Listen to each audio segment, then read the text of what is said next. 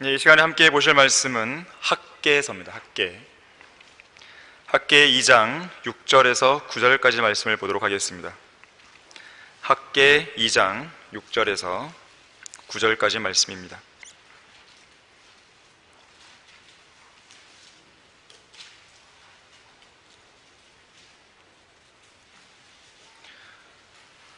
네, 6절부터 보시면 만군의 주가 이같이 말하노니 조금 있으면 하늘들과 땅과 바다와 육지를 내가 또 한 번 흔들 것이요. 자, 재림을 말하죠. 또 내가 모든 민족들을 진동시키리니 모든 민족들의 열망이 이르리라. 그러면 내가 이 집을 영광으로 채우리라. 만군의 주가 말하노라. 은도 내 것이요 금도 내 것이라. 만군의 주가 말하노라. 이 나중집의 영광이 먼저 집의 영광보다 더 크리라. 만군의 주가 말하노라. 이곳에 내가 화평을 주리라. 만군의 주가 말하노라. 자, 다같이 말씀을 위해 기도하겠습니다. 감사하신 주 하나님 아버지, 우리로 하여금 복된 소망이신 주 예수 그리스도의 다시 오심을 기다리고 살 수 있도록 해주셔서 감사를 드립니다. 우리에게는 믿음이 있습니다. 주님께서 바른 말씀을 근거로 해서 주신 믿음인 것입니다. 우리의 믿음을 언제 어느 때든지 온전히 표출할 수 있도록 도와주시고, 무엇보다도 예수 그리스도의 다시 오심을 고대하는 가운데 우리의 믿음의 선한 싸움과 믿음의 경주를 온전히 마칠 수 있도록 도와주시기를 간구를 드립니다. 이 시간 저희들은 주님의 도우심을 다시 한번 간구합니다. 우리의 영적인 눈을 주님께로 향합니다.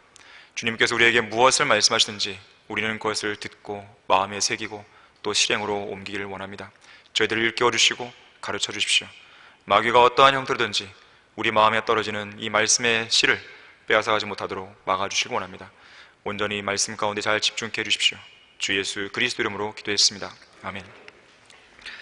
여기 본문에 있는 대로 9절에 있는 대로 이곳에 내가 화평을 주리라, 이 제목으로 설교하겠습니다. 이곳에 내가 화평을 주리라. 자, 오늘 본문은 예수 그리스도의 재림을 다루고 있습니다. 만왕의 왕이요 만주의 주이신 예수 그리스도께서는 장차 흰말들을 탄 하늘의 군대를 이끄시고 이 땅에 재림하실 것이죠. 둘째 하늘과 셋째 하늘의 경계인 거대한 물층을 통과하시고 온 우주를 가로질러 오실 때, 여기 6절에 나오는 대로 하늘들과 땅과 바다와 육지를 흔들어 버리시는 것이죠. 우주의 지축을 흔드는 것이죠. 이 땅의 모든 민족을 진동시키십니다. 바로 그날에 모든 민족이 그토록 염원해왔던 열망이 이를 것이라고 본문은 말하고 있어요.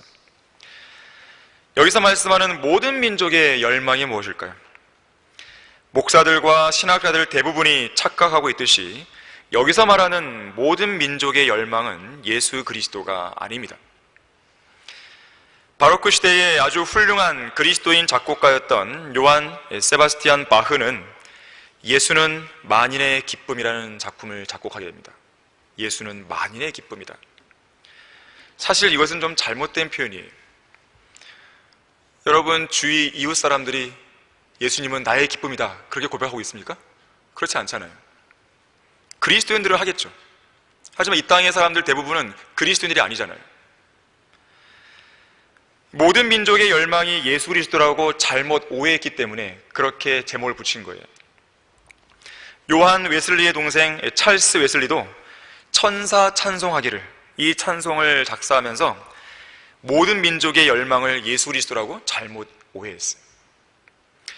이 땅에 죄가 들어와서 인류가 타락과 멸망의 길로 나아간 이후로 지난 6천년 동안 과연 어떤 민족이, 어떤 나라가, 어떤 국가가 예수 그리스도를 열망해 왔습니까? 없어요. 인류의 역사는 하나님을 잊어버린 역사였지 예수 그리스도를 기다리고 열망해 온 역사가 아닙니다. 동서고금을 막론하고 항상 소수에 불과했던 구원받은 그리스도인들의 열망은 예수 그리스도가 맞아요. 하지만 다수의 위치에 있었던 세상은 항상 예수 그리스도를 미워하고 증오하고 인류의 역사 바깥으로 밀어내려고 했던 것이죠. 자, 그렇다면 본문에서 말씀하는 모든 민족의 열망, 과연 무엇을 말하는 것인가? 바로 화평이에요. 화평. 본문 9절에서 이곳에 내가 화평을 주리라, 그래서 이 말씀을 하시는 거예요. 이 땅의 모든 민족은 화평을 열망합니다. 평화를 열망합니다. 민족이나 국가 간의 대립보다는 세계 평화를 열망하죠. 1901년 이래로 모든 교황은 이 땅의 화평을, 이 지상의 화평을, 이런 기도를 입버릇처럼 해왔어요.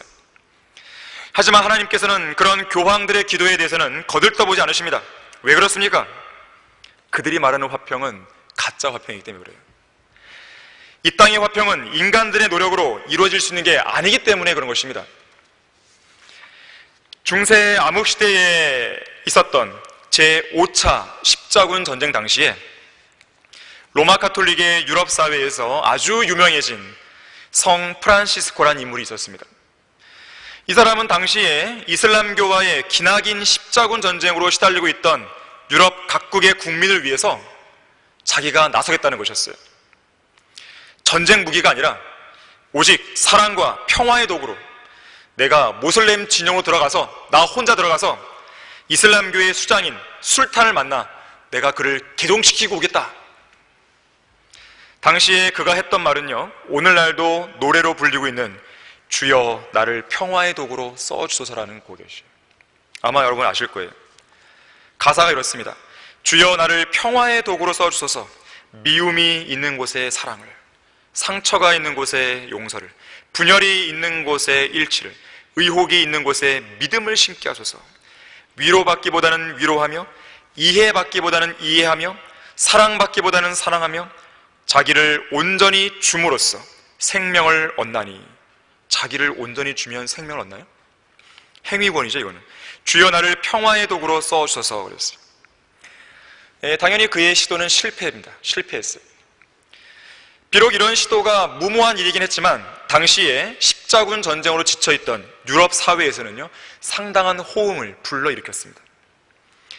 하지만 이 노래는 자신을 희생함으로써 구원의 생명을 얻을 수 있다는 가증한 행위 구원의 교리를 담고 있습니다.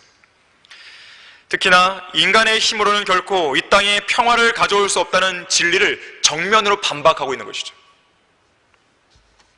비성경적인 가사입니다. 본문 9절처럼 화평과 평화는 하나님께서 주시는 것이지 인간의 힘으로 이룩할 수 있는 성질의 것이 아니에요. 이 땅에 예수님께서 재림하셔서 모든 세상 왕국들을 멸하시고 영원한 왕국을 세우실 때까지 인간은 실패의 역사를 반복할 것입니다. 이것이 바로 우리가 잘 알고 있는 인간 쇠락의 법칙이에요. 이 법칙은 인간이 어떤 노력을 기운다 해도 인간 자신의 힘으로는 자기 자신을 구원할 수 없다는 법칙입니다. 또한 이 땅의 의와 화평으로 다스려지는 완벽한 왕국을 인간 스스로는 세울 수 없다는 원칙이에요. 결과적으로는 영적이든 도덕적이든 인간은 완전히 쇠락해 갈 것이다. 완전히 타락하고 완전히 멸망해 갈 것이다. 자, 이것이 인간 쇠락의 법칙이고 성경적인 진리입니다. 심지어 인간은 화평을 말하면서도요, 전쟁을 합니다. 화평을 명분으로 내세워서 전쟁을 해요. 그 반대도 가능합니다. 전쟁을 하기 위해서 화평이라는 명분을 꺼내는 거예요. 이탈리아의 파시즘을 주도했던 베니토 무솔리니, 로마 제국의 옛 영화를 이탈리아 국민에게 회복시키겠다고 하면서 에티오피아를 침공합니다. 전쟁을 일으킨 거예요. 그 결과 제2차 세계대전이 일어납니다. 나치즘을 주도했던 독일의 미치광이 아돌프 히틀러도 유럽의 평화를 명분을 내걸고 유럽 전쟁을 전쟁의 도가니로 밀어넣었습니다. 구소련의 사회주의와 공산주의를 주도했던 레닌과 스탈린, 마찬가지예요. 계급 없는 사회, 영속하는 평화를 이들은 약속합니다. 하지만 음모, 배신, 폭행, 대학살, 예속, 굴종, 세계 정복 전쟁, 이런 일들이 벌어지게 돼요. 제2차 세계대전이 일어나기 전에, 얼마 전에 이 타임지 기사에는요, 레닌, 스탈린, 처칠, 루스벨트 등의 평화 구상안이 나왔어요. 하지만 결국 이들의 구상안은 제2차 세계대전으로 발전하고 맙니다. 자, 멀리 갈 것도 없이 우리나라를 보세요. 6.25 남침을 18일 앞둔 1950년 6월 7일 북한 공산주의 집단의 김일성은 평화적 조국 통일 호소문을 발표합니다. 그에 따라서 6월 19일에는 남북 국회에 의한 통일 정부를 수립하자고 제안해요. 그리고 21일에는 남북 국회 대표 회합을 서울 아니면 평양에서 갖자고 제안합니다. 계속되는 평화 공세를 한 것이었어요. 결국 이것은 진짜 평화가 아니죠.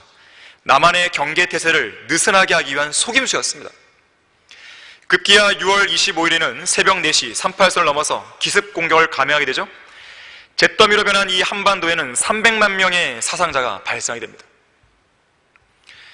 제2차 세계대전이 일어나기 1년 전에 독일의 히틀러는 게르만 민족의 통일을 외치면서 이 대외적으로는 우리는 평화를 원한다 라고 선전했어요. 그러면서 폴란드와의 불가침 협정을 준수하겠다, 오스트리아를 합방할 의도가 없다, 이렇게 호언장담합니다. 결국 이 말에 속아서 뮌헨 평화협정을 체결한 영국 총리 체인벌린은 진정한 평화가 왔다라면서 평화를 담보로 하는 협정문 하나, 이 종이 쪼가리 하나를 들고 영국으로 돌아옵니다. 하지만 그 협정문이 아무것도 아닌 휴지 조각에 불과했음이 얼마 뒤에 드러나는 것이죠. 제2차 대전이 벌어지는 것입니다. 베트남전이 한창이던 1973년 미국과 자유진영의 남베트남이 공산진영의 북베트남과 협정을 맺습니다. 이름하여 파리 평화협정이었어요. 이 협정을 체결한 직후에 우리나라를 방한한 미국의 전 국무장관 헨리 키신저는 당시에 우리나라 대통령이었던 박정희 대통령을 향해서 이렇게 말했어요. 이제 베트남에 평화가 왔습니다. 그때 박 대통령이 이런 말을 남깁니다. 글쎄, 베트남이 이제 곧 공산화가 되겠는걸? 그때 키신저 장관은 염려하지 마라, 그렇게 했어요. 하지만 미군이 베트남을 철수하자마자 베트남은 공산화되고 말았습니다. 작금에 벌어지고 있는 우크라이나 전쟁도 마찬가지예요. 이 전쟁의 주범인 러시아의 블라디미르 푸틴은 지난주까지만 해도 접경 지역에서 훈련을 끝낸 병력이 복귀하고 있다면서 증거 자료까지 공개했어요. 하지만 그것은 거짓이었어요. 결국 그는 소위 평화유지군이라는 이름으로 우크라이나를 향해서 진군 명령을 내렸습니다. 평화란 이름으로 전쟁을 일으킨 것이죠. 그 전에 우크라이나는요, 러시아, 미국, 영국 이 3국과 함께 안전보장 양해 각서를 체결합니다. 하지만 아무런 소용이 없는 거예요. 푸틴의 러시아가 우크라이나를 침공한 주된 이유가 있습니다. 우크라이나가 나토, 북대서양 조약기구에 가입한 것에 대해서 불만을 표출한 것이에요. 쉽게 말해서 자기들 러시아에 친화적이지도 않고 자기 말도 잘 안 듣는 것에 대한 보복 조치였던 것입니다. 학자들의 말에 따르면 인류 역사에 크고 작은 평화협정이 무려 8,000번 이상 있었다고 그래요. 8,000번. 그런데 그 평화협정의 평균 유효기간은 2년 남짓 된다고 그래요. 2년 남짓. 2년만 되면 그냥 휴지조각이 되는 것이에요. 쓸모가 없습니다. 자, 인간이 하는 어떤 평화협정도 영원한 평화나 영원한 안전을 보장해주지 못합니다. 어떤 언론인은 작금에 일어나는 우크라이나의 이 비극을 보면서 로마 제국의 전략가 베케티우스의 명언을 떠올렸다 그래요. 그 베케티우스가 이런 말을 합니다. 평화를 원하거든 전쟁에 대비하라. 평화는 힘의 우위로 이룩되는 것이에요. 외교로도 가능하다고 보는 것이 이 나라 문재인 정권과 집권 여당의 안보관입니다. 근데 그것보다도 더 낭만적이고 더 위험천만한 발상도 없다는 걸 아셔야 돼요. 왜 그런지 아십니까? 자, 외교라는 것도 힘의 우위가 있을 때 정상적인 기능을 할 수 있는 것이에요. 힘도 없는 상황에서는 주위 열강들의 잠재적인 위협 속에서 갈짓자 외교를 하다가 눈치나 보고 속앓이만 하다가 자멸의 길로 나아가게 되는 것입니다. 자, 이렇듯 인간은 평화를 위해서라면 전쟁도 불사하는 존재예요. 자, 그런 인간이 무슨 수로 이 땅에 평화를 이룩할 수 있겠습니까? 이 땅에 평화가 이룩되려면 의의 왕이요 화평의 통치자이신 영광의 왕께서 속히 오셔야 되는 것이에요. 자, 이 영광의 왕이 누구신가? 시편 24편 10절에서는 이 영광의 왕이 누구신가? 만군의 주시니 그는 영광의 왕이시로다 셀라라고 말씀합니다. 영광의 왕이신 예수님께서 속히 오셔야 되는 것이죠. 자, 그것만이 모든 민족의 열망인 화평이 이 땅에 이룩될 수 있는 유일한 길인 것이에요. 자, 영광의 왕이신 예수님께서 이 땅에 오시지 않는 한 화평은 없습니다. 첫 번째로, 평화란 명목으로 전쟁을 자주 언급하는 대표적인 세 집단이 있습니다. 로마 가톨릭, 모슬렘, 공산주의 집단이에요. 자, 이들은 항상 평화란 이름으로 전쟁을 합니다. 이들은 마귀의 집단들이에요. 거짓말쟁이요 살인자인 마귀의 속성을 그대로 표출하는 집단들입니다. 우선 지상 최대의 종교적 위선자이자 사기꾼인 교황을 수장으로 삼고 있는 로마 가톨릭은 지상 최고의 거짓말쟁이요 살인자 집단입니다. 콘스탄틴 황제가 기독교를 공인한 AD 313년 이후로 로마 가톨릭은 오직 기만, 사기, 공갈, 부정, 교활, 아첨 등을 위주로 하는 거짓말을 통해서 자기들의 실체를 가려왔어요. 거짓말을 전매에 내세우는 것이죠. 그뿐만 아니라 고문, 협박, 투옥, 추방, 전쟁 등의 이런 살상을 도구로 해서 자기들의 정치적 입지와 종교적 조직을 강화하고 유지해 왔습니다. 특히 이 상황이 불리하다 싶으면 항상 거짓말을 씁니다. 거짓말을 내세우는 거예요. 거짓말로 자신의 적들을 매수하거나 적절한 타협을 위해서 평화를 위한 협상의 자리로 상대방을 끌어들이는 것이에요. 그러나 충분한 권력과 힘이 생기잖아요? 그때는 협상을 안 합니다. 죽이죠. 수단과 방법을 가리지 않고 죽입니다. 로마 가톨릭이 위협이 되면 무조건 이단 사냥, 이단 꼬리표를 붙여서 죽이는 것이에요. 그것도 하나님의 이름으로. 기록에 의하면 로마 가톨릭의 살인자들은 그리스도인들을 높은 절벽에서 내던져 산산조각 나게 했다래요. 동굴로 피신한 그리스도인들을 동굴 입구에 장작불을 피워서 연기에 질식시켜 죽입니다. 비틀거리는 노인들, 어린이들 목매달아 죽여요. 찢어 죽이고 창자를 꺼내고 쇠수랑으로 찔러 죽이고 물에 빠뜨려 죽이고 갈기갈기 찢어 죽이고 칼로 찌르고 개가 물어뜯게 죽이고 거꾸로 십자가에 못 박아 죽이기도 한 것이죠.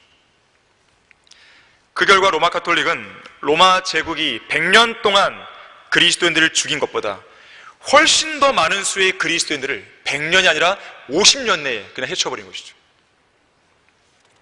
로마 가톨릭이 내세우는 평화협상, 자, 그것은 자기들을 반대하는 자들을 제거하기 위한 연막이에요. 오늘날 세계 평화를 위해 기도한다고 떠들어대는 교황들이나 종교 통합과 평화를 외치는 로마 가톨릭의 그 거짓말, 그 속임수 이면에는요, 자기들에게 머리를 조아리지 않는 집단은 어떤 형태로든지 우리는 죽여야 한다, 이런 살인적 의도가 내포되어 있는 거예요. 속으시면 안 됩니다. 시편 28편 3절에서는 이런 로마 가톨릭에 대해서 이렇게 표현합니다. 악인들과 죄악을 행하는 자들과 함께 나를 데려가지 마소서. 그들이 자기 이웃들에게 화평을 말하나 그들의 마음속에는 해악이 있나이다. 해악이 있다 그랬어요. 입으로는 화평을 말합니다. 웃으면서. 하지만 속에는 해악이 있어요. 두 번째로, 모슬렘 역시나 평화란 이름으로 전쟁을 원하는 집단입니다. 모슬렘은 카톨릭처럼 상황이 불리할 때면 화평을 말하면서 평화의 조약을 체결하는 자리로 나옵니다. 하지만 그 속내는 전쟁을 염두에 두고 있어요. 대표적인 경우가 1993년과 1995년에 있었던 오슬로 협정이에요. 미국의 부시 전 대통령의 중재 속에서 이스라엘과 모슬렘의 아랍권, 이 둘 사이에 이 협정을 맺은 거예요. 근데 보통 협정 그러면 뭐예요? 서로 주고받는 게 있어야 되잖아요. 근데 이 협정에서 이스라엘은 이 아랍권에게 땅을 내줘요, 땅을. 그리고 뭘 얻냐면 평화를 얻습니다. 땅을 내주고 평화를 얻어요. 평화를 보장받아요. 그럼 진짜 평화가 왔느냐? 지금 이스라엘에 평화가 있습니까? 없어요. 뒤집어버린 것이죠. 땅만 빼앗긴 거예요. 영토만 내어주고 평화는 없는 거죠. 시편 120편 6절과 7절에서 이런 상황을 이렇게 말씀합니다. 나의 혼이 화평을 미워하는 자와 함께 오래 거하도다. 나는 화평을 원하나 내가 말할 때 그들은 전쟁을 원하노다. 자, 이것이 바로 아랍국들의 진짜 속내인 거예요. 이스라엘은 속은 것이죠. 땅만 빼앗겼어요. 평화를 위한 합의안은 제대로 이행되지 않았습니다. 그 이후에 1998년에 미국의 빌 클린턴 전 대통령의 중재 아래서 이스라엘의 네타냐후 총리, 지금은 총리가 바뀌었죠. 이스라엘의 네타냐후 총리와 피에로의 아라파트가 소위 와이 협정을 체결합니다. 이때도 마찬가지예요. 요단강 서안 지역의 땅을 피에로에게 내어줍니다. 그리고 아라파트는요, 대신에 우리가 평화를 줄게, 우리야 이제 전쟁 안 할게, 자살 폭탄 테러 이제 안 할게, 그런 말을 하게 됩니다. 그걸 사인해야 돼요. 하지만 그대로 또 뒤져버리죠. 오히려 이스라엘 사람들과 함께 잘 지내라고 하는 게 아니라 국민들을 막 선동해서 오히려 그들을 폭력으로 대해야 돼. 우리는 그들을 진멸시켜야 돼. 그러니까 앞에서는 평화를 말하고 뒤에서는 전쟁을 또 이야기하는 거예요. 이스라엘은 또 속은 거죠. 지금도 마찬가지예요. 이들은 대환란 때는 또 마찬가지예요. 적그리스도와 함께 화평의 언약을 맺는다 그래요. 하지만 알고 봤더니 그게 무슨 언약이에요? 사망과 맺은 언약이라는 것이죠. 또 속는 것이에요. 결국 그런 가운데 적그리스도의 그런 박해 속에서 그들은 어려운 시기를 보내야 되는 것이죠. 그게 바로 대환란이에요. 공산주의 집단 역시나 화평을 말하면서도 마음속에 전쟁을 구상합니다. 이런 거짓말쟁이들과는 협상하는 것 자체가 무의미해요. 남북 정상회담, 육자회담, 과연 그런 회담이 북한의 핵 개발 야욕을 포기하겠는가? 그렇지 않습니다. 김대중 정권의 햇볕 정책이 북한의 핵 개발을 막았는가? 아니죠. 오히려 부추겼죠. 그런 식으로 공산주의 독재자들을 달래려는 유화 정책은 실로 어리석은 짓입니다. 북한은 건국 이래로 무력에 의한 적화 통일을 포기해 본 적이 없어요. 더군다나 핵의 대량 생산과 실전 배치를 위한 노력을 지금도 하고 있어요. 지난 2018년 4월 27일 열렸던 판문점 남북 정상회담, 도대체 그것이 무슨 평화를 가져왔냐 이거예요. 그 이후로 김정은과 북한 공산주의 집단이 바뀌었나요? 비핵화가 이루어졌습니까? 비핵화는커녕 핵 증강에 더욱 박차를 가했죠. 오늘도 또 미사일 쐈죠. 남북 연락소를 일방적으로 폭파했죠. 서해상에는 우리 국민을 무참하게 살해했죠. 그 모습을 그저 지켜보기만 할 수밖에 없었던 우리나라 정부는 이렇다 할 이런 방구에 대꾸도 못했죠. 국가의 존립을 위태롭게 하는 적들의 위협 앞에서 평화협상이니 평화통일이 하는 것은 현실을 무시한 채 떠들어대는 탁상 공론에 불과합니다. 평화를 지킬 수 있는 힘의 공백 속에서 힘이 없는 상황에서 평화를 유지하려는 것은요, 위험한 발상이에요. 마음속에 화평할 의도가 전혀 없는 자들을 향해서 유화 정책과 평화적 방법을 고집하는 것은 오히려 적들의 야욕을 부추기는 일입니다. 그런 상황에서 최선의 평화 유지 방법은 적을 제압할 수 있는 강력한 힘을 유지하는 것이에요. 북한도 이런 내막을 잘 알고 있기 때문에 주한미군 철수, 한미동맹 파괴, 이것을 위해 부단히 노력을 하는 거예요. 지금도 마찬가지예요. 그래서 김대중 정권의 6.15 남북 공동선언이나 노무현 정권의 한미연합사령부를 해체하기 위한 노력은 공산주의 독재자의 장단에 두 좌파 대통령이 노란한 결과였던 것입니다. 이들은 남북 공동선언을 외쳐요. 그러면서 뭐라 그래요? 우리 민족끼리 자주적으로 통일하자. 얼마나 그렇단 말이에요. 우리 민족끼리 자주적으로 통일하자. 자, 이것은 그들이 말하는 그 우리가 뭐냐면 김정일 독재 집단과 남한의 친북 세력이에요. 얼마나 위험천만한 말입니까? 한미연합사를 해체함으로써 자주 국방을 실현하자.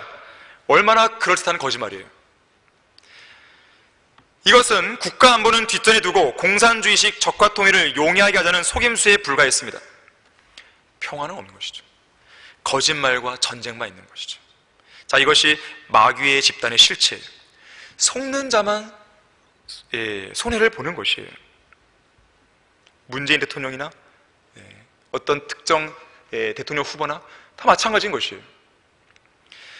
평화란 이름과 속임수로 우크라이나를 침공한 러시아 역시 공산주의 국가 아니에요.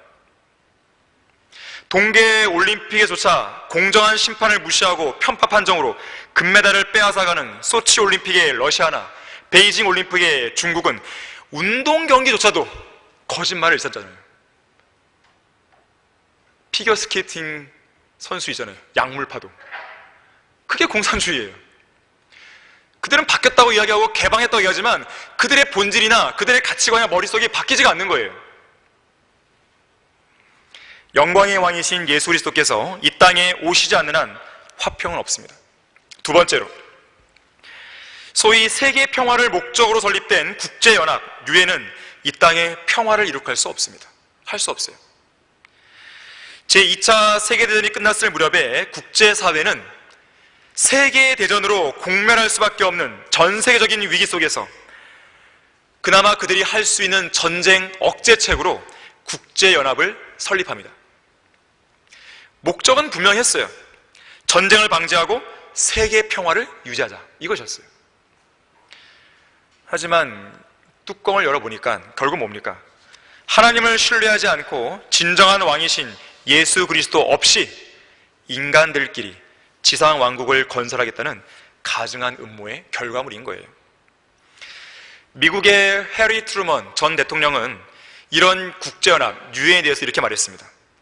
국제연합이 인류 역사상 최고의 평화의 시대를 펼치기 위해 일하고 있다 그랬어요.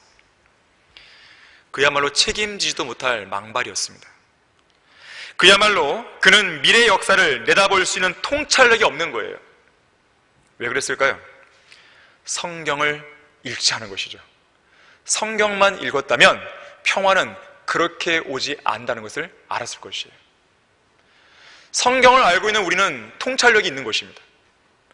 이 땅의 평화는 주님만이 주시다는 것을 알고 있는 거예요. 그래서 우리는 예수님의 재림을 소망하는 것이죠. 특히나 평화를 위한 마지막 희망이라고 불리는 유엔이 1945년에 창설된 이래로 전 세계에 전쟁이 없어졌습니까? 평화가 이룩됐습니까? 아니잖아요. 시리아 내전, 팔레스타인 분쟁, 북한의 핵 문제 해결 못하잖아요. 러시아가 우크라이나를 침공했을 때 그걸 막았나요? 못 막습니다. 그들이 할 수 있는 것은 뭐냐면 경제 제재예요. 근데 그에 대한 대비가 러시아는 되어 있는 거예요. 눈 하나 깜짝 안 합니다. 강도를 높여도 별 소용이 없는 거예요. 결국 러시아는 우크라이나에다가 자기의 위성 국가를 만들 것이에요. 친러시아적인 그런 정권을 만들 것이에요.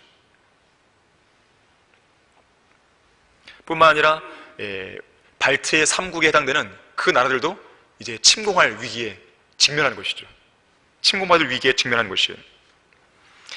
자, 어쨌든 유엔은 국제 분담금이나 축내는 쓸데없는 기구입니다. 하지만 평화를 열망하면서도 이렇다 할 뾰족할 수가 없는 죄인들로서는요, 유엔밖에는 기댈 게 없는 거예요. 그들이 성경을 모르니까. 그래서 그들은 유엔이 그다지 큰 일을 못하는 걸 알면서도 헛된 기대를 저버릴 수가 없습니다. 그것이 세상이에요. 그러면서 이들은 유엔의 조직과 기능을 더욱 강화할 겁니다. 유엔의 평화 유지군을 강력하게 통솔할 통치자가 앞으로 등장할 거야 라고 그들은 기대할 것이에요. 그게 누구겠어요? 적그리스도예요.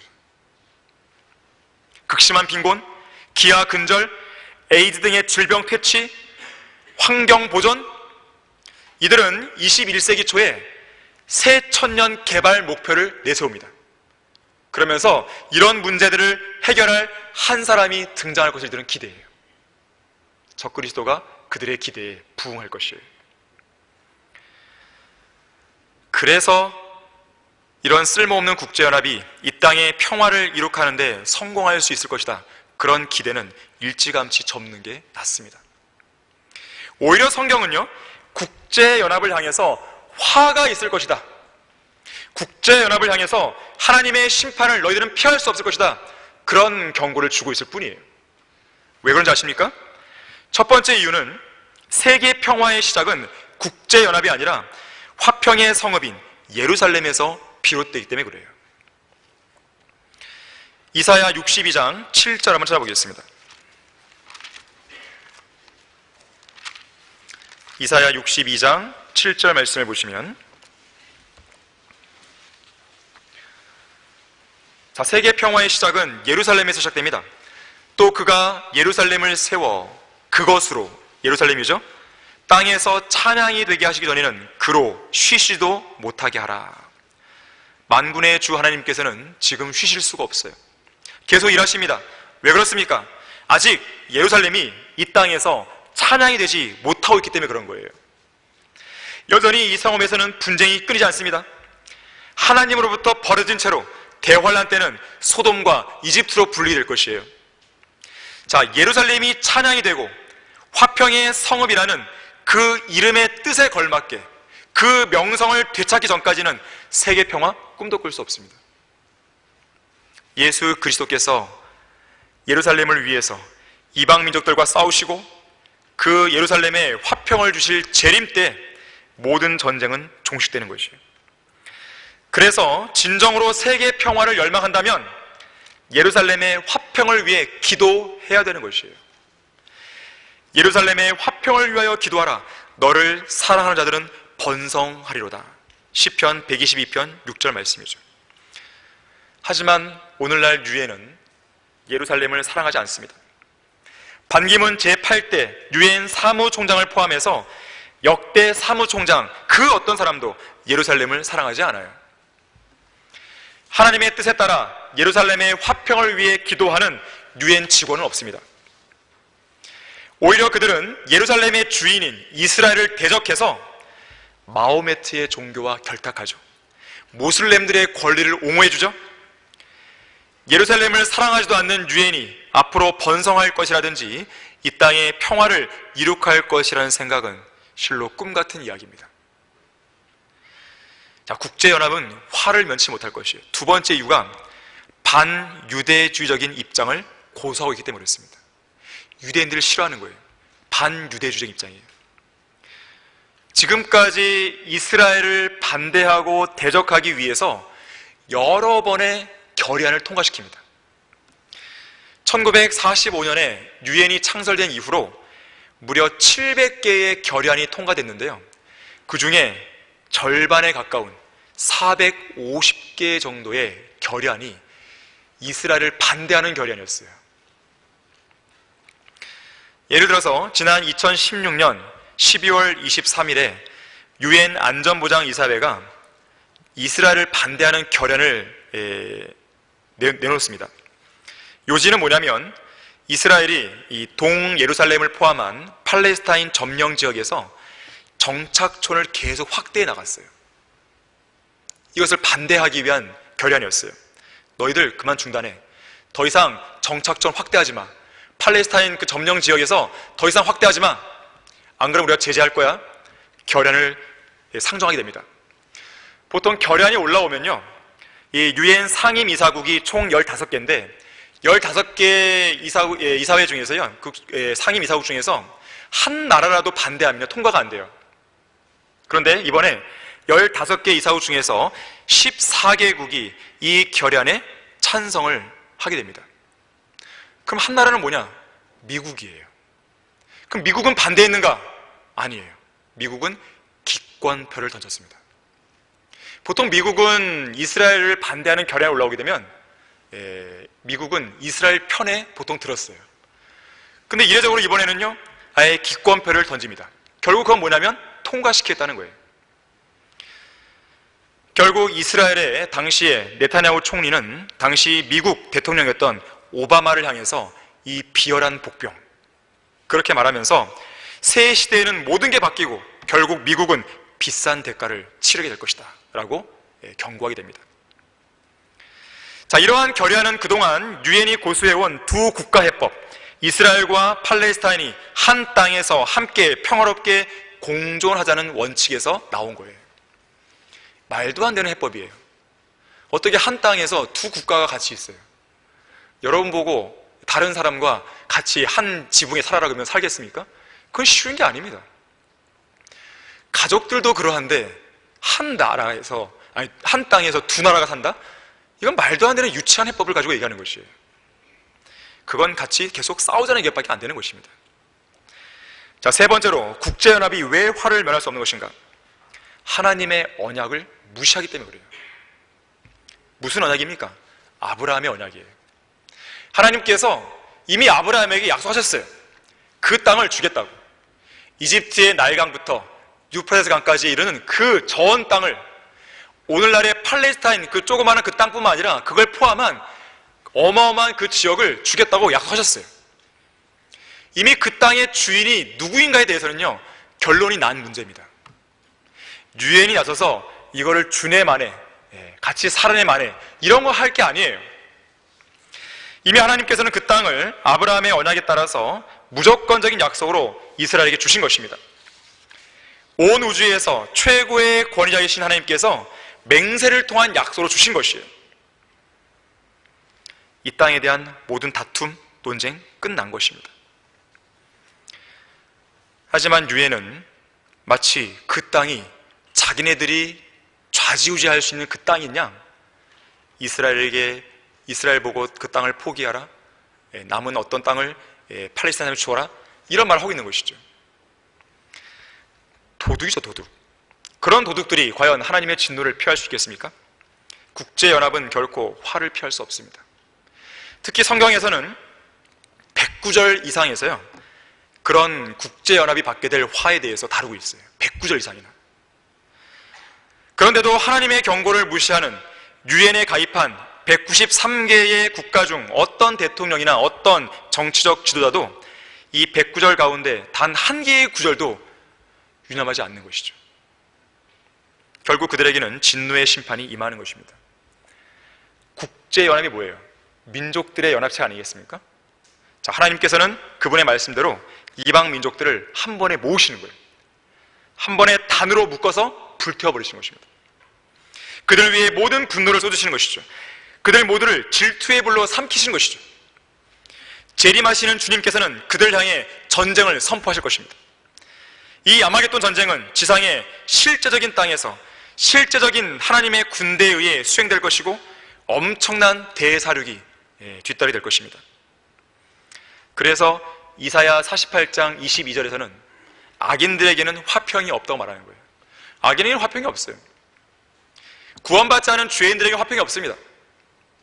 마찬가지로 하나님을 대적하는, 하나님의 말씀을 대적하는 그 악인들에게는 화평이 없는 것이죠. 오직 화만 있을 뿐이에요. 이것이 바로 국제연합을 향해서, 평화의 사도로 자처하는 국제연합을 향해서 선언된 최종적인 경고인 것이죠. 영광의 왕이신 예수님께서 이 땅에 오시지 않는 한 화평은 없습니다. 자, 세 번째로 인류가 꿈꾸는 방식에 해피엔딩은 없습니다. 인류가 꿈꾸는 방식의 행복한 결말은 없어요. 영국의 역사학자 에드워드 카라는 사람이 그런 말을 했습니다. 역사학자들의 주된 임무는 단순히 역사를 기록하는 것에만 있지 않다. 그러니까 역사가들이 이 객관적인 그 사실만 기록하는 것이 역사가 임무가 아니라는 것이에요. 그것뿐만 아니라 자기가 객관적인 사실을 기록했으면 거기에다가 어떤 해석을 달라는 거예요. 논평을 달라는 거예요. 너가 역사를 해석하는 그 관점 뭐냐, 이걸 말하라는 것이에요. 그것까지 역사가의 임무다라고 이 에드워드 카가 말하게 됩니다. 결국 역사가들이 어떤 일을 저지른지 알게 됩니까? 나름대로 역사를 분석하고 평가하는 가운데 인류의 역사는 발전되어 가고 있다. 인류의 역사는 진화되어 가고 있다. 인류의 역사는 결국 진화되어 가다가 발전되어 가다가 이 땅에 인간의 힘으로 이상향, 지상낙원, 유토피아를 건설할 수 있을 것이다 라고 모든 역사가들이 입을 모아 이야기하기 시작하게 됩니다. 후천연주의죠. 세상이 점점 더 좋아질 것이라는 헛된 망상에 이들은 사로잡히게 되고 그 그것을 대중들에게 말하는 것이에요. 대중들은 그걸 좋아합니다. 앞으로 잘 될 거야. 앞으로 안 될 거야 라고 하면 누가 좋아하겠습니까? 다 잘 될 거라고 얘기하죠. 세금을 다 쏟아부어서 국민들에게, 전 국민들에게 다 퍼주는 거예요. 누가 싫어하겠습니까? 다 좋아하죠. 다 좋아하죠. 지금은 보수나 진보 가릴 것 없이 세금을 아예 다 퍼부은 것이죠. 정말로 힘들고 정말로 필요한 사람들에게 줘야 되는 것인데 그것이 아니라 다 퍼주려고 하는 것이에요. 보수든 진보든 다 마찬가지입니다. 대중들은 그걸 원해요. 나라가 망해가는데도 불구하고 그걸 원하는 것이죠.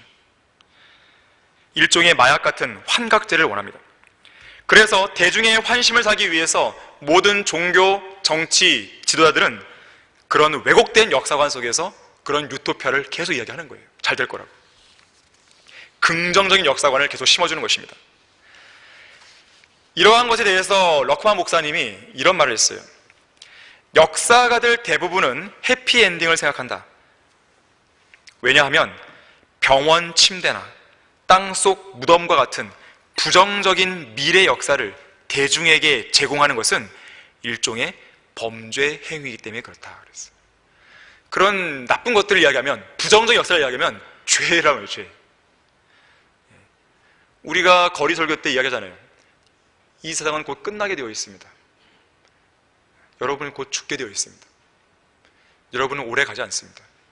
이제 곧 여러분은 하나님의 심판 앞에 서게 됩니다. 사람들이 좋아하나요? 정말 이 위대한 설교자가 왔군요. 제가 제 죄를 깨닫고 지옥의 무서움을 알고 심판의 무서움을 알고 예수를 믿겠습니다라고 여러분들 앞에 그냥 무릎 꿇고 막 그러나요? 그렇지가 않습니다. 싫어하죠. 듣기 싫어하죠. 자, 그러나 역사가들의 그런 긍정적인 역사관에 따른 기본적인 가정과 전제는 완전히 틀렸어요. 왜 그런 것인가? 주관적인 편견에 사로잡힌 이 역사를 왜곡하는 억측에서 나온 거예요. 그 왜곡된 억측이 어디에서 비롯된 건지 아십니까? 다윈의 진화론에서 나온 것입니다.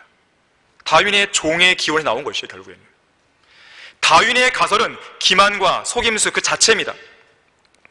다윈의 가설, 진화론을 받아들이는 순간 그 사람은 역사 인식을 올바르게 가질 수가 없어요.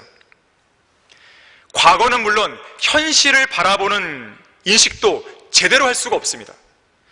막연한 망상 속에 사로잡히는 거예요. 잘 될 거야.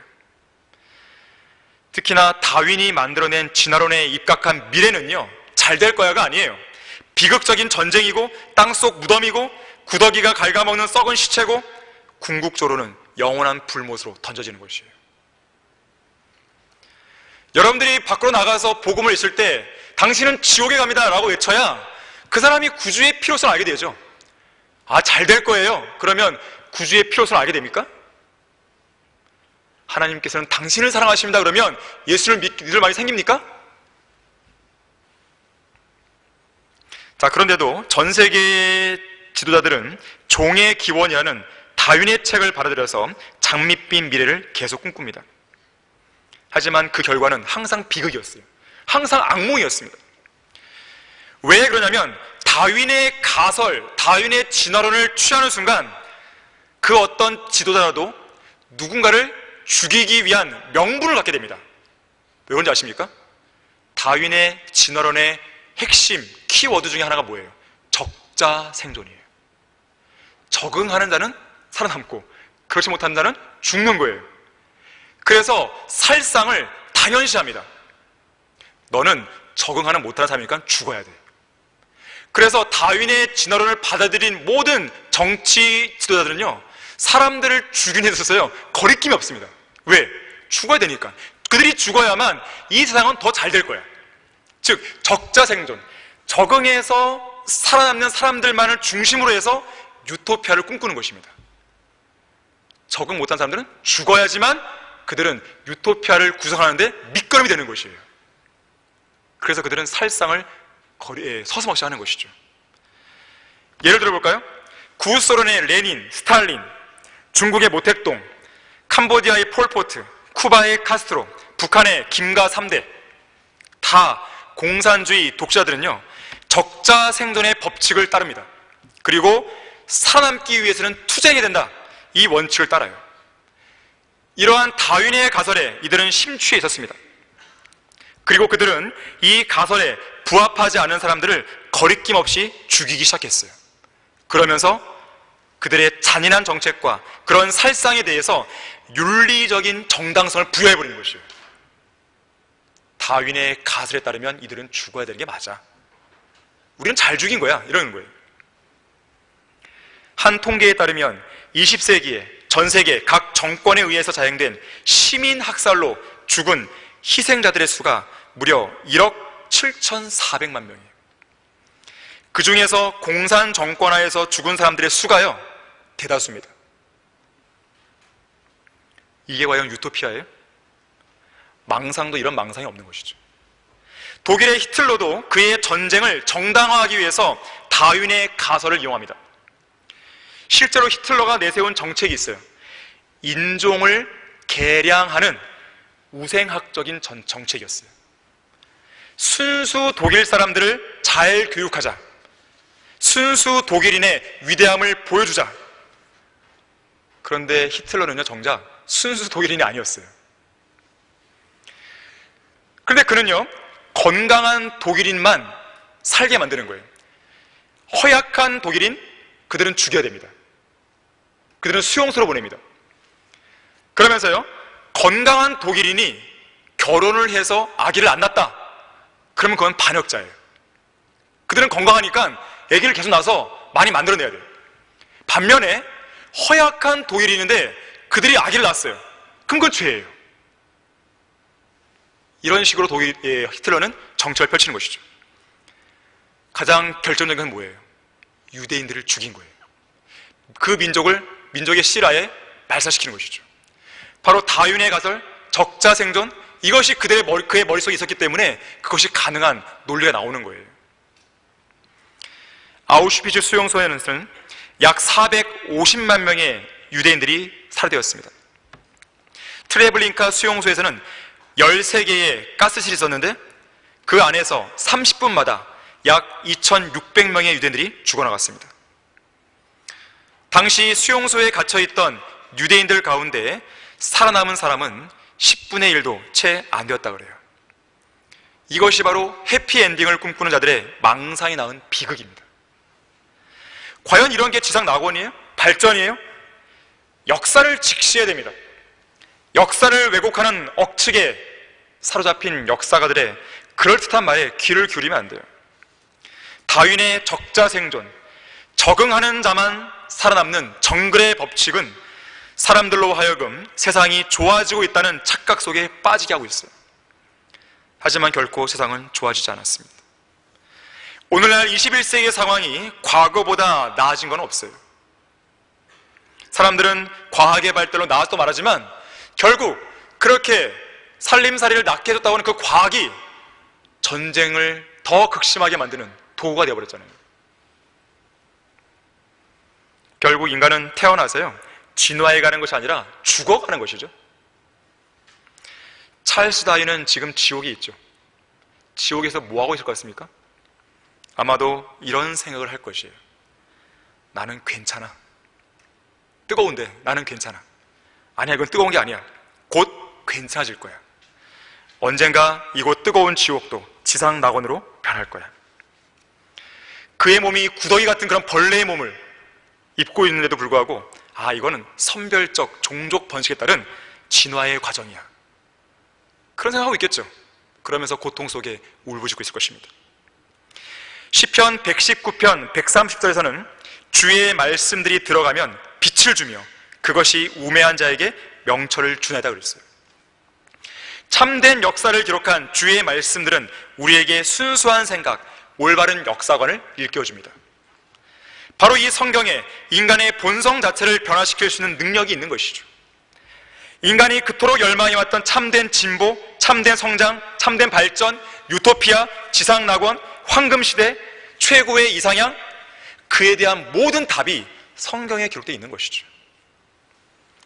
하나님의 말씀 앞에 겸손히 무릎 꿇고 두려움과 떨림으로 다가서게 되면 진화론 자들이 결코 해결할 수 없었던 그 일, 전 세계 사람들이 열망하는 그 일, 그 평화를 이룩할 수 있는 방법을 찾게 되는 것이죠. 결론을 맺겠습니다. 성경은 오늘날 왕이신 예수 그리스도 없이 왕국이나 지상 낙원을 가져오려는 인류의 어떤 노력에 대해서도 점수를 주지 않습니다. 이 러크만 목사님은 지구상에 사는 그 누구라도 지금까지 단 한 번도 해결하지 못한 7가지 주요 문제가 있다고 그랬어요. 어떤 인간도 해결할 수 없었어요. 아포도 마찬가지예요. 그 7가지 주요 문제가 뭐냐면, 첫 번째가 종교적인 갈등이에요. 두 번째가 질병이에요. 세 번째가 가난이에요. 네 번째가 전쟁이에요. 다섯 번째는 사망, 죽음이에요. 여섯 번째는 범죄예요, 범죄. 마지막 7번째는 자연재해입니다. 속수무책이죠. 할 수가 없죠. 한다고 그렇게 이야기하면서 떠벌리지만 못하죠, 결국에. 과학, 종교, 철학, 교육, 그걸 다 힘을 합쳐서 해결해 본다 하더라도 이들은 단 한 가지 문제도 해결하지 못하는 것이죠. 성경이 말씀하는 우주와 인류에 관한 미래 역사는 인류가 꿈꾸는 미래의 청사진과는 정반대입니다. 성경은 왕이신 예수 그리스도를 중심으로 하는 전천년주의 역사관으로 미래를 예언합니다. 하지만 세상은 성경을 증오하고 배격하는 가운데 인간이 신이 되는 세상, 기계와 인간이 결합해서 신이 되는 그 세상, 그런 가운데 지상낙원을 건설하고 다스리는 인본주의적인 무천년주의 역사관으로 미래를 예견하고 있는 것이죠. 예언이 아니에요. 예견일 뿐이죠. 성경은 현 세상과 인간 그리고 그들의 미래 운명을 결코 긍정적으로 다루지 않습니다. 그래서 사람들은 성경을 싫어하는 거예요. 증오하는 거예요. 어떻게든지 지구상에서 없애버려 하는 것이죠. 하지만 그들의 증오심이 성경에 기록된 미래 역사를 바꿀 수 없어요. 한 개인, 한 민족, 우주의 심판에 관한 미래 역사를 결코 뒤집을 수 없습니다. 성경은 역사책이에요. 이 책 안에 기록된 모든 역사적인 사건들은 반드시 제 시간에 실제로 일어나야 돼요. 필연적으로 일어나게 되어 있습니다. 그래서 성경은 죄인들이 견디기에 어려운 책이에요. 감당이 안 됩니다. 너무 엄중해요. 너무 무거운 짐이에요. 1920년대 구소련의 핑케비치 교수는 유명한 말을 남겼죠. 세상은 성경을 담고 있기에는 점점 좁아지고 있다. 세상이 사라져버리든지 성경이 사라져버리든지 해야 할 것이다. 무엇이 사라질지에 대해서 이미 성경은 답을 내려놨어요. 하늘과 땅은 없어져도 내 말들은 결코 없어지지 아니하리라. 인류의 역사를 시작하신 하나님께서는 역사책인 성경에 기록되어 있는 그분의 시간표에 따라 이제 그 역사를 끝내려고 하십니다. 인류의 역사책인 성경이 이 책을 믿지 않는 자들에게는 가장 위험천만한 책이 되겠지만, 이 책을 믿는, 성경대로 믿는 그리스도인에게는 가장 복되고 소망이 되는 책이 됩니다. 인간이 할 수 있는 가장 현명한 선택은 역사를 주관하신 하나님과 그분께서 친히 기록하신 역사책, 이 성경 앞에 겸손히 무릎을 꿇고 승복하는 것이죠. 역사의 주인이신 주님께서는 세계 평화를 열망하는 모든 민족들을 향해서 우리에게 이렇게 말씀하세요. 재림하시는 주님께서 주님의 방법으로 평화를 주겠다고 말씀하시는 것이에요. 마지막으로 오늘 설교 본문을 읽고 설교를 마치도록 하겠습니다. 만군의 주가 이같이 말하노니 조금 있으면 하늘들과 땅과 바다와 육지를 내가 또 한 번 흔들 것이요 또 내가 모든 민족들을 진동시키리니 모든 민족들의 열망이 이르리라. 그러면 내가 이 집을 영광으로 채우리라. 만군의 주가 말하노라. 은도 내 것이요 금도 내 것이라. 만군의 주가 말하노라. 이 나중집의 영광이 먼저 집의 영광보다 더 크리라. 만군의 주가 말하노라. 이곳에 내가 화평을 주리라. 만군의 주가 말하노라. 자, 화평의 통치하신 예수님께서 속히 오시기를 고대하는 여러분 모두가 되기를 바랍니다. 다 같이 기도하겠습니다. 감사하신 주 하나님 아버지, 저희들에게 예수 그리스도의 재림을 기다리는 그 소망을 품고 살 수 있도록 해주셔서 감사드립니다. 주님께서 오시는 것만이 이 땅에 평화를 이룩하고 지상 왕국을 세울 수 있는 유일한 길임을 우리는 알고 있고 또 확신하고 있습니다. 세상에서 행하는 인간적인 그 어떤 노력에 의한 평화도 그건 가짜일 뿐입니다. 그건 가짜입니다. 장담할 수도 없습니다. 잠시 잠깐 평화를 그들은 운운하지만 결국 그것은 전쟁으로 나가고 비극으로 끝나는 것입니다. 오직 주님만이 평화를 줄 수 있습니다. 특별히 이 코로나가 전 세계를 휩쓸고 있는 대재앙 가운데 있는 이 전 세계 속에서 우리 성경들을 믿는 그리스도인들이 예수 그리스도의 오심을 이제 곧 오신다는 그런 확신 속에서 잘 기다리고 잘 견디고 조금만 더 참을 수 있도록 도와주십시오.